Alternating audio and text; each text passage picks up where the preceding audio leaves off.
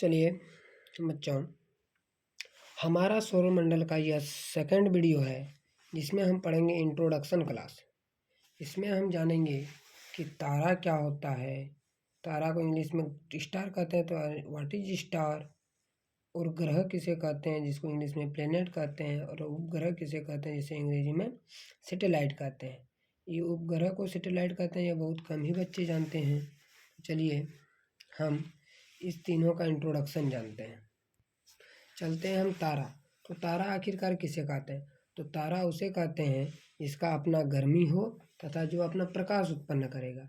जैसे कि सूर्य का अपना हीट है, वह प्रकाश उत्पन्न करता है और हमें प्रकाश देता है, हमें रोशनी देती है और हमें गर्मी भी देती है। तो हम बोलेंगे कि चंद्रमा भी होना चाहिए तारा, क्योंकि वो भी तो हमें प्रकाश देता है रात्रि के समय। तो चंद्रमा का अपना खुद का प्रकाश नहीं है, वह सूर्य का प्रकाश को ही परावर्तित कर हमें पृथ्वी तक पहुंचाता है, तो हमें रात्रि में चांदनी रात हो दिखाई देता है। उसी तरह ग्रह किसे कहेंगे? इसको इंग्लिश में प्लेनेट कहते हैं। तो जो किसी तारा का चक्कर लगाएगा, जैसे सूर्य बीच में है और उसका चक्कर लगाता है पृथ्वी, मंगल, तो इस प्रकार का जो भी चक्कर लगाता है उसको ग्रह कहते हैं। ठीक। उपग्रह किसे बोलते हैं? सैटेलाइट। तो उपग्रह उसको बोलते हैं जो किसी ग्रह का चक्कर लगाएगा। सूर्य है, सूर्य का चक्कर लगाएगा, ग्रह कहलाएगा। ग्रह का जो चक्कर लगाएगा वो कहलाएगा आपका उपग्रह। समझ गए? चलिए अब हम एक एक करके सबके बारे में पढ़ेंगे, सूर्य के बारे में, ग्रह के बारे में और सभी 8 ग्रहों के बारे में पढ़ेंगे। तो चलते हैं हम आगे। सूर्य को इंग्लिश में सन कहते हैं। यह एक प्रकार का तारा, एक प्रकार का क्यों? यह एक तारा ही है। क्यों? इसके पास अपना प्रकाश है। तो जो हम पढ़े डिफिनेशन, तारा किसे कहते हैं? जिसका आप गर्मी हो तथा जिसका अपना प्रकाश उत्पन्न करेगा वह तारा कहलाएगा। तो यह इसका अपना खुद का प्रकाश, इसलिए यह तारा होगा।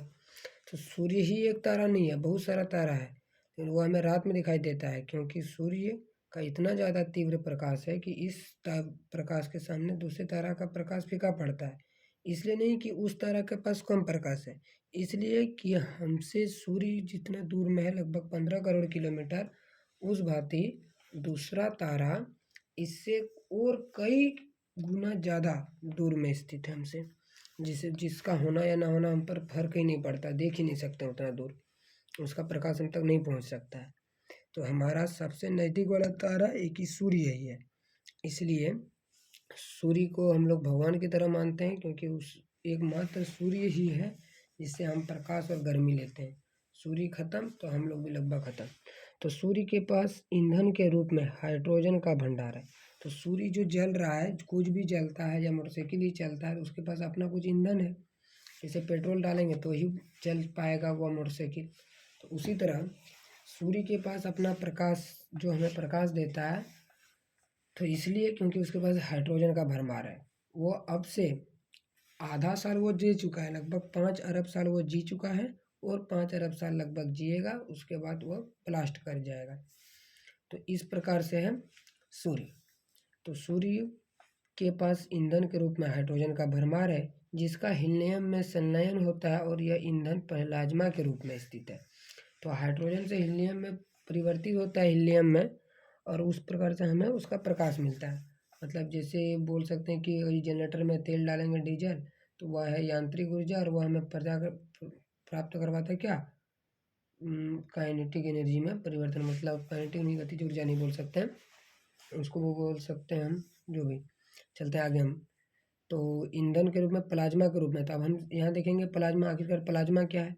तो प्लाज्मा 3 अवस्था में पढ़ते हैं, ठोस, गैस, द्रव। लेकिन एक प्लाज्मा भी एक अवस्था होता है द्रव, मतलब किसी पदार्थ का।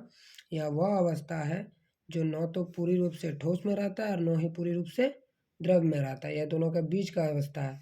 मतलब इस पानी की तरह बह भी नहीं सकता, ठोस की तरह कठोर भी नहीं होगा। जैसे कि घी हो गया, दूध का छाली हो गया, फिर जो हमारा कफ होता है वो, फिर जो ब्लड निकलेगा थोड़ा सा जमने के बाद, इसको पानी से ऐसे ऐसे मारेंगे तो वो जाएगा भी नहीं अच्छा से, हिलते डोलते रहेगा। तो इस प्रकार प्लाज्मा होगा। आगे चलते हैं वो स्टॉक में।